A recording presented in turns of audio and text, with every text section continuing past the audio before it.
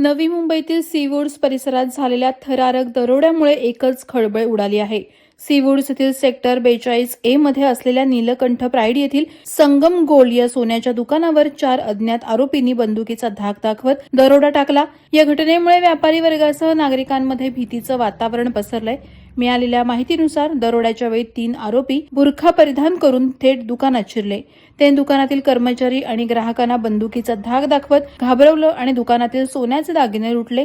दरम्यान चौथा आरोपी दुकानाच्या बाहेर थांबून संपूर्ण परिसरावर नजर ठेवून होता. काही मिनिटातच आरोपींनी मोठ्या प्रमाणात सोन्याचे दागिने घेऊन घटनास्थळावरून पलायन केलं. घटनेची माहिती मिळताच नवी मुंबई पोलिसांनी तात्काळ घटनास्थळी धाव घेतली. तपासासाठी डॉग स्क्वॉडला पाचारण करण्यात आलं असून परिसरातील सीसीटीव्ही फुटेजची तपासणी सुरू आहे. आरोपींचा शोध घेण्यासाठी विशेष पथकं तयार करण्यात आली असून सर्व बाजूंनी तपास सुरू आहे. या घटनेमुळे सीवूड्स सारख्या गजबजलेल्या आणि सुरक्षित मानल्या जाणाऱ्या परिसरातही गुन्हेगारांनी निर्भयपणे दरोडा टाकल्याने नागरिकांच्या सुरक्षेचा प्रश्न ऐरणीवर आलाय. वादळवारा लाईव्हसाठी अमोल कांबळे, नवी मुंबई. नवी मुंबई व रायगड जिल्ह्यातील ताज्या बातम्या आणि घडामोडींसाठी सबस्क्राईब करा वादळवारा लाईव्ह चॅनल आणि दाबा बेल आयकॉन.